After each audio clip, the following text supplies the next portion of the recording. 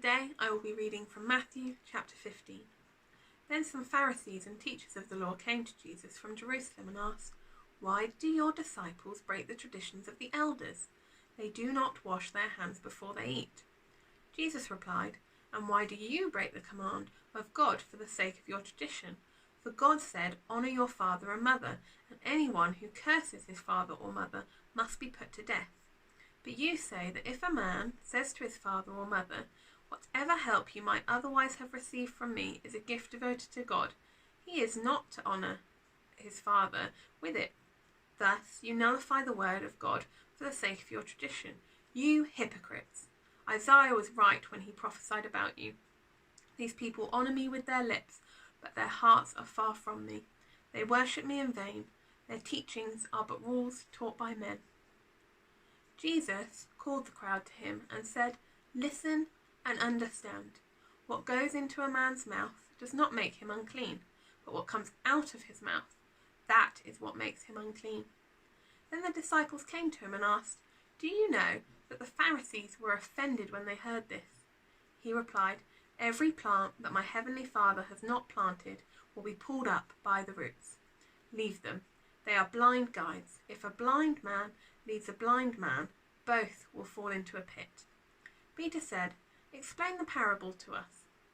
"Are you still so dull?" Jesus asked them. "Don't you see that whatever enters the mouth goes into the stomach and then out of the body? But the things that come out of the mouth come from the heart, and these make a man unclean.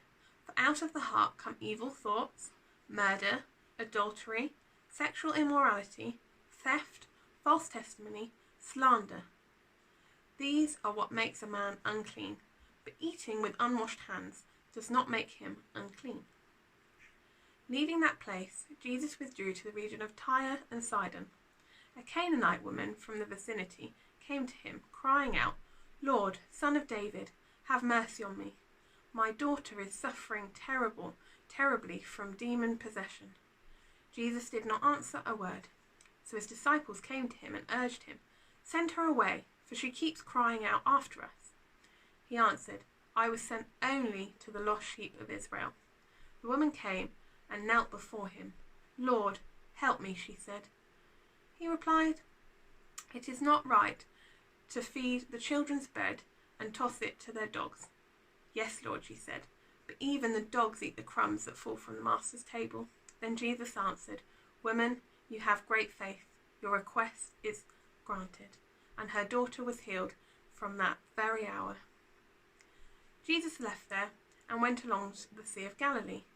Then he went up on a mountain side and sat down. Great crowds came to him, bringing the lame, the blind, the crippled, the mute, and many others, and laid them at his feet, and he healed them. The people were amazed when they saw the mute speaking, the crippled made well, and the lame walking, and the blind seeing. And they praised the God of Israel.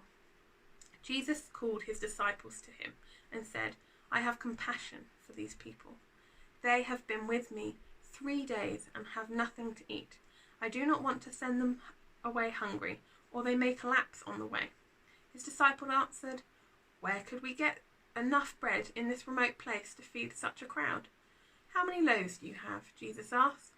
7, they replied, "and a few small fish." He told the crowd to sit down on the ground. Then he took the 7 loaves and the fish, and when he had given thanks, he broke them and gave them to the disciples, and they in turn to the people. They all ate and were satisfied. Afterwards, the disciple picked up 7 basketfuls of broken pieces that were left over. The number of those who ate was 4,000, besides women and children. After Jesus had sent the crowd away, he got into the boat and went to the vicinity of Magadan.